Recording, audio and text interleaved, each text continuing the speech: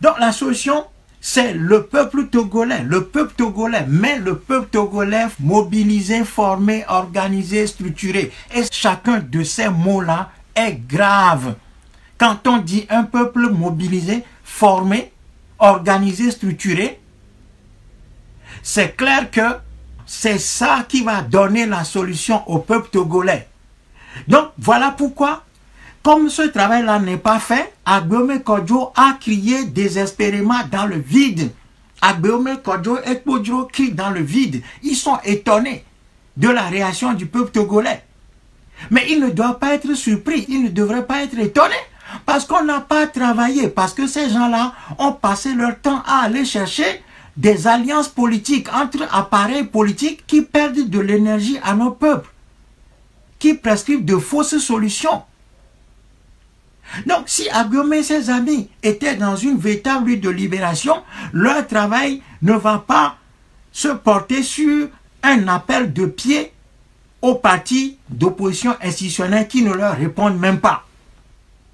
Leur travail doit consister à travailler le peuple et ça doit se faire en amont. Ce n'est pas après la fraude électorale qu'on va lancer un appel au peuple togolais. Et même si les partis politiques de l'opposition institutionnelle se ralliaient demain à Agbeome Kodjo et lançaient un appel, le peuple togolais ne va pas obtenir le résultat qu'il faut. Parce que nous n'avons pas renforcé les capacités insurrectionnelles de ce peuple en amont. C'est ça le vrai drame de ce pays. Nous avons refusé de travailler notre peuple en amont. Ce peuple, il est dans un état d'endormissement, de peur. Ce peuple est terrorisé. Ce peuple est fatigué. On l'a promené d'impasse en impasse, de fausses solutions en fausses solutions. Ce peuple ne croit plus. Donc il faut redynamiser ce peuple-là. Il faut qu'il y ait un nouveau mouvement patriote, armé de toutes les leçons de l'histoire pour aller former ce peuple-là, le structurer, l'organiser à la base, les paysans, les étudiants, les corps de métier, les émigrants et tout ça. Il faut travailler tous ces corps-là, les organiser. Et quand on dit organisation, c'est un mot grave. J'entends beaucoup de mes compatriotes africains et togolais qui disent toujours organisation, organisation. C'est pas de la blague. Quand on prononce ces mots-là, ces mots sont d'une gravité extrême. Et l'organisation, elle a un contenu. Il y a un fond. Donc il y a un travail à faire. C'est ce discours-là qu'il faut entendre et comprendre aujourd'hui. Et se rapprocher de ce discours-là pour essayer de comprendre ce que c'est que l'organisation, la structuration, la planification stratégique, le renforcement des capacités insurrectionnelles d'un peuple. Comment est-ce qu'on sort un peuple de son état d'endormissement, de peur, à un niveau d'action décisive? Tout ça, c'est un travail scientifique. C'est pas de la blague. Et quand on dit ça, les gens sont toujours restés sur leur idée première qui est une idée fausse de l'unité de l'opposition. Non, nous disons encore une fois que l'idée de l'opposition institutionnelle est une fausse solution. Parce que ces gens-là n'ont pas une ligne cohérente, ils n'ont pas une ligne qui est adaptée au système en place. Donc il faut s'en écarter et construire un véritable mouvement de libération nationale à partir de la base. Parce que l'arme unique d'un combat de libération, ce sont les masses populaires. C'est ça l'arme. Nous n'en avons pas d'autre.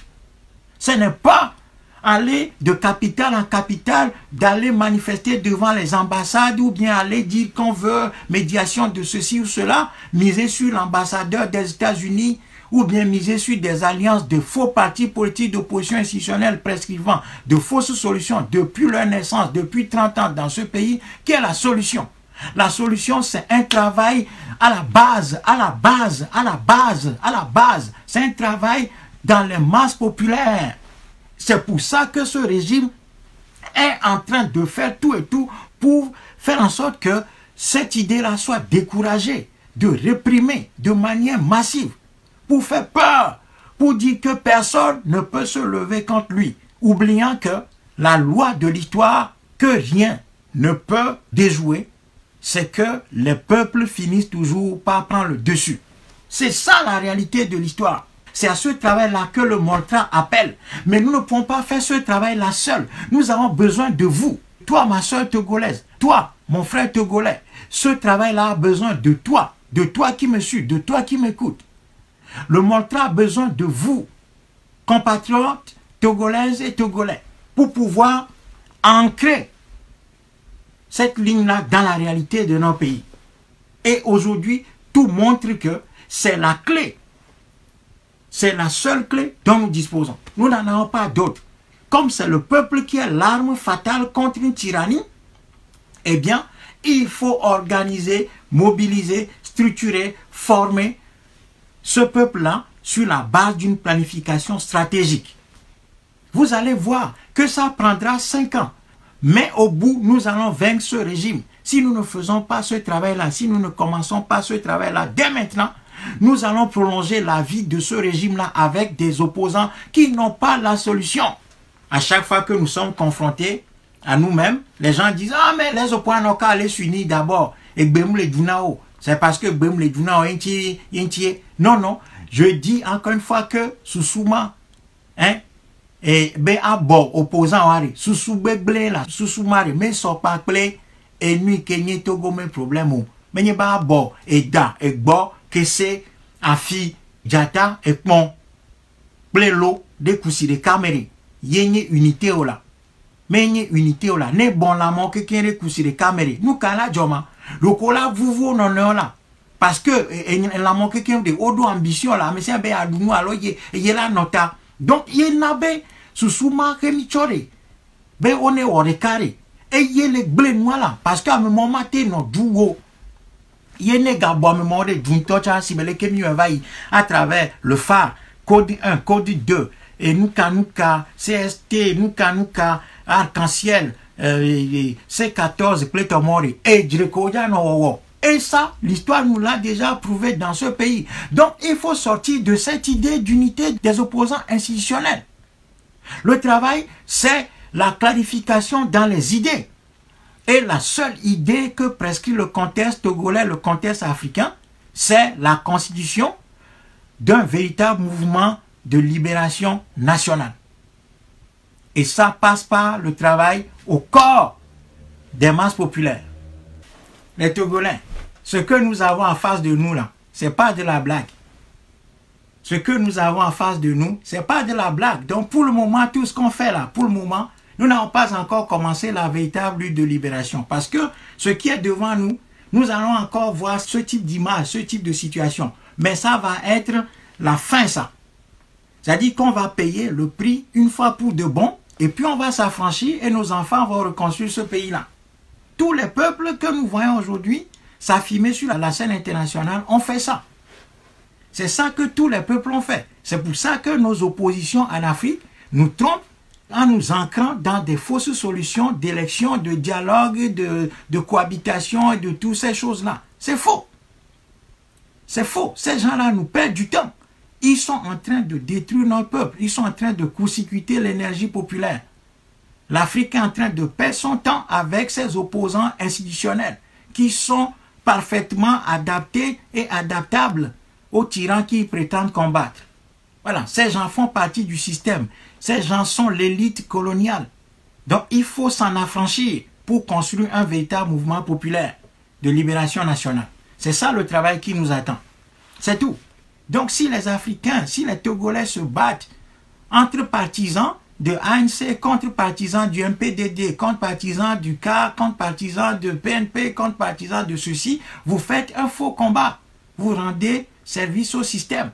Il faut sortir de ça. Notre devoir aujourd'hui, c'est de construire un véritable mouvement populaire. Et ce mouvement populaire, c'est auprès de nos paysans, auprès des étudiants, auprès des commerçants, auprès des émigrants, auprès des taximens, auprès des vendeuses et revendeuses de machins, des trucs comme ça. C'est là qu'on doit faire le travail d'organisation. Il faut que la jeunesse togolaise reprenne la situation en main, que cette jeunesse crée un véritable mouvement patriotique de libération, en dehors de toute considération partisane, en dehors de tous les partis politiques qui nous amusent, qui nous perdent du temps, qui amusent la galerie et qui, en définitive, si on doit leur trouver des circonstances atténuantes, ont fait ce qu'ils ont estimé légitime de faire.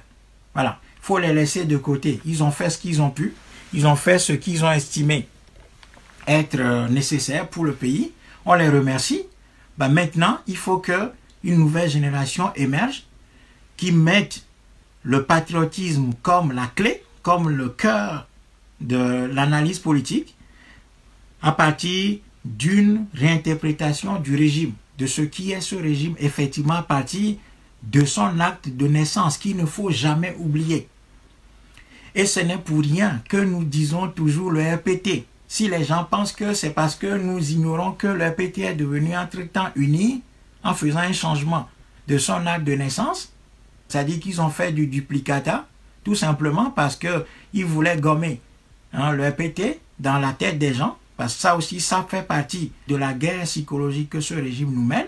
Donc ils vont essayer de gommer le RPT dans les têtes. Non, le Moltra utilise le terme RPT pour montrer que ce régime, c'est le régime RPT. C'est-à-dire que c'est le même régime depuis 1963. Ces jeunes qui arrivent, les Trimuas, les Bawara et quelques autres jeunes qui arrivent sont encore plus dangereux, sont encore plus méchants que ceux qui remplacent, sont plus dangereux que ceux qu'ils ont remplacés. Les Kofi Panou, les Gbenyom, Megbo et autres là, les Djidjok Benakle. Ces gens sont encore plus dangereux, plus pernicieux, plus méchants que leurs prédécesseurs. C'est le même système, c'est les mêmes personnes, c'est le même raisonnement, c'est la même logique politique. Ce sont les mêmes pratiques, avec un perfectionnement d'ailleurs de l'outil de la corruption, de la répression. Donc, nous devons adapter notre réponse à cette réalité-là. Et c'est cette réalité-là qui dicte la ligne à tenir. Et nous, encore une fois, nous sommes disposés à travailler avec tous les Togolais qui sont disposés à embrasser cette ligne-là. Voilà, nous n'avons pas besoin, encore une fois, de construire des petites chapelles un peu partout. Nous avons besoin maintenant d'identifier une ligne dans nos rangs et de ramener du monde autour de cette ligne-là. Donc, il faut renforcer cette ligne-là parce que c'est cette ligne qui est adaptée aux problèmes que nous avons. L'histoire le prouve. L'histoire n'a pas indiqué d'autres voies au peuple dominé, au peuple martyrisé, au peuple colonisé, en dehors de la construction d'un véritable mouvement de libération nationale. C'est tout. Si nous continuons à penser qu'il faut faire des élections, il faut attendre les élections, et les gens disent, il faut utiliser l'élection comme un prétexte et tout ça, ça c'est faux. C'est un raisonnement qui ne tient pas. Les occasions pour se soulever contre ce pouvoir existent de manière quotidienne. Voilà, nous n'avons pas besoin d'attendre une quelconque élection. Nous devons nous détacher du calendrier et de l'agenda du régime et de son opposition. Construire notre propre stratégie, nos propres instruments, indépendamment du calendrier du régime, et travailler sur ces éléments, préparer la bataille finale. Et cette bataille finale, elle va avoir lieu. C'est un rendez-vous que l'histoire a toujours donné à tous les peuples. À moins que notre peuple ait choisi la voie de la mort définitive. Ce qui ne sera pas le cas et ce qui ne va jamais être le cas. Ces gens considèrent le pays comme un abattoir. Parce qu'ils disent régulièrement, si quelqu'un ose, il va aller à l'abattoir. Ça veut dire que ces gens-là considèrent le pays comme un abattoir où on abat les animaux. Et qui sont les animaux? Ce sont les Togolais. Ces gens-là considèrent les Togolais comme des animaux. Parce que quand les Togolais revendiquent leurs droits, leurs richesses et tout, et pour que le pays soit dirigé autrement, ces gens-là disent qu'on envoie les enfants des autres à l'abattoir. Ça veut dire que ces gens sont des bouchers qui considèrent le pays comme un abattoir. Si quelqu'un ose les contester, ils vont l'abattre. Donc un régime comme ça, on ne peut pas le combattre avec des armes classiques. Il faut s'engager dans une lutte de libération. Et ça se construit. Madame Emma Ambro, j'ai déjà parlé de ça. J'ai déjà expliqué ce qu'il faut faire. La première étape, c'est que les Togolais aillent chercher d'autres Togolais pour qu'on harmonise nos positions. C'est d'abord ça. C'est parce que c'est une question de ressources humaines d'abord. Il faut qu'on ait les gens, il faut qu'on ait les hommes. Donc, il faut que chaque Togolais aille chercher d'autres Togolais pour qu'on puisse travailler sur cette ligne-là, qu'on soit convaincu que les gens ont compris cette ligne et qu'ils y adhèrent. Ensuite, maintenant, on va former les gens parce que pour faire le travail de la libération, il faut former des gens parce que ce n'est pas une donnée première. Ça se construit. Donc, première des choses, trouver d'autres Togolais autour de nous pour qu'on ne soit pas isolé, pour qu'on ne soit pas seul. Il faut d'abord qu'on ait quelques personnes autour de nos personnes, dans nos quartiers, dans nos villages, dans nos villes, dans le pays, dans la préfecture, etc., pour qu'on constitue des îlots révolutionnaires.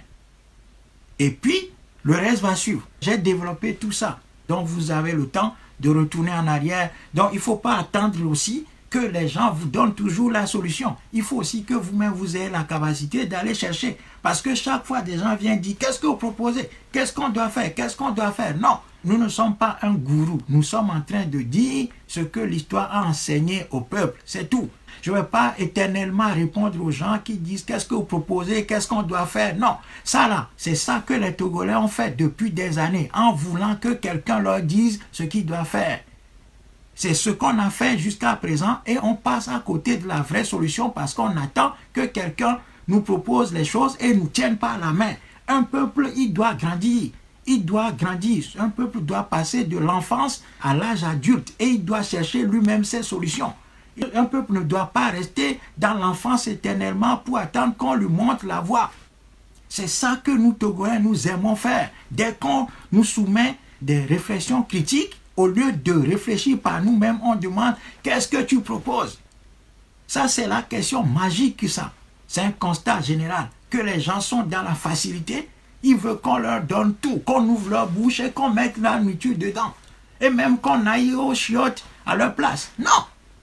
Un peuple doit grandir. Nous avons écrit des milliers de textes qui sont sur Google. Nos vidéos sont sur YouTube. Allez les chercher. Allez écouter vous-même. Ne venez pas m'embêter chaque fois avec ces histoires de qu'est-ce que vous proposez. Ce que nous proposons, nous l'avons dit 1000 fois. Je ne vais pas satisfaire chacun individuellement. C'est ça aussi la formation politique qu'on doit avoir. Avoir le réflexe d'aller chercher nous-mêmes l'information. J'en ai assez de ça. De chaque fois répondre aux gens individuellement dans leur coin. Vous avez votre téléphone en main. Vous avez Google. Cherchez. Et puis vous allez trouver qu'on a écrit tout ça. Tout a été écrit. Des solutions ont été formulées. J'ai fait des vidéos sur YouTube. J'ai écrit des milliers d'articles depuis des années. Allez chercher. Parce que quand un peuple fonctionne comme ça, en cherchant des solutions faciles, ce peuple est soumis à tous les vents. Tout le monde peut le tromper. Exercez votre mental et votre cerveau. Et à force de chercher des voies toutes tracées, des chemins tout faits, un peuple aboutit à l'enfer. Un peuple, en voulant marcher sur des voies toutes tracées, bien balisées, finit en enfer. Et c'est ce qui nous arrive. Parce que nous refusons d'écouter et de chercher par nous-mêmes, d'exercer la réflexion critique. Nous refusons d'être formés. Donc nous voulons des solutions faciles. Eh bien, quand un peuple est à la recherche des solutions faciles, des voies faciles, eh bien, il finit en enfer. Et c'est ce qui nous arrive. Donc, apprenons de ça. Apprenons de nos erreurs, de nos fautes, de nos faiblesses. C'est ça qui nous fortifie et c'est ça qui va nous grandir. Et je voulais dire une chose. Lorsqu'un peuple cherche forcément des sauveurs, il ne trouve que des boucs émissaires. Et les Togolais, à force de chercher des sauveurs, sont en train aujourd'hui de se rendre compte qu'ils ne trouvent que des boucs émissaires. Aujourd'hui, nous accusons tout le monde, sauf nous-mêmes. Nous accusons Jean-Pierre Fabre. On a vu partout Jean-Pierre Fabre, le traître, Agbebo, le traître, Minervi, le traître, ceci, le traître, un tel, le traître, Tipi, le traître, Bodro, le traître, Agbebo, mais le traître, ainsi de suite. Donc, tout le monde est traître, sauf nous-mêmes. C'est-à-dire que nous, on a tout fait juste. C'est les autres qui ne sont pas capables. Donc, nous, on a tout fait juste. Non. Parce que nous voulons, coûte que coûte, avoir des sauveurs. Et quand on veut, coûte que coûte, avoir des sauveurs, on n'a que des boucs émissaires. Et c'est ça qui est en train de nous arriver aujourd'hui. Nous sommes en train de découvrir qu'à force de nous cacher et de vouloir, coûte que coûte, des sauveurs, on se rend compte que les sauveurs n'existent pas et que ces gens-là, ce sont des hommes, avec leurs faiblesses, leurs contradictions et ainsi de suite. Qu'est-ce qui se passe? Là, on est en train de charger ces hommes-là, que si nous n'avons pas la solution, c'est eux, pas nous. Si on n'a pas la solution, c'est parce que l'ANC a fait ci ou ça. Si on n'a pas la solution, c'est parce que Jikrissa a fait ci ou ça. Si on n'a pas la solution, c'est parce que nous avons été amusés avec notre propre accord par des gens comme Abbas Kabwa, hein, des gens comme ça. C'est-à-dire que les Togolais veulent toujours des libérateurs, des sauveurs. Donc, on est passé des gens comme Abbas Kabwa. Vous imaginez dans quel rêve on se trouve? C'est-à-dire que quand je vois Abbas Kabwa à la plage dire Résout Tokwe moi et puis que les gens applaudissaient, je me disais, mais d'où vient ce peuple exactement? Quelle formation politique on a? quand Baskabois venait sur les antennes insulter fort, dire résout au moi, résout au moi, puis ça amuse les gens, c'est le théâtre. Mais c'est énorme.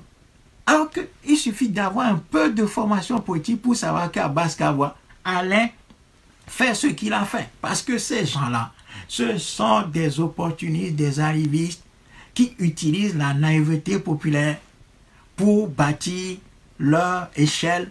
Hein? Ces gens-là mangent sur le dos du peuple togolais.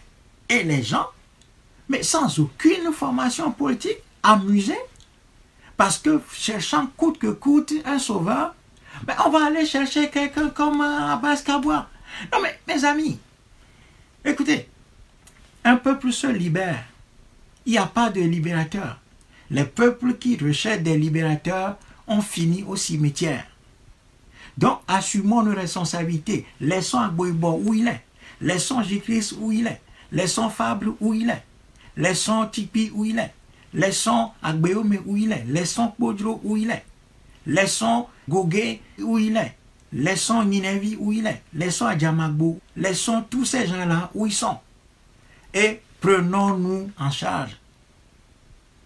Prenons nos responsabilités devant l'histoire. Allons chercher nos parents, nos amis, nos compatriotes partout.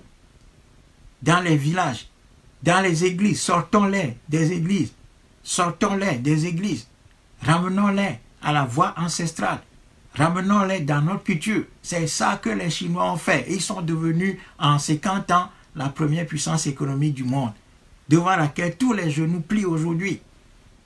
Donc si les Africains ne comprennent pas les lois de l'histoire, nous allons continuer à tourner en rond en faisant des choses qui ne sont pas adaptées à nos problèmes, en allant prier pour dire qu'on lutte contre une fraude électorale. C'est-à-dire la réponse à une fraude électorale, c'est d'aller prier.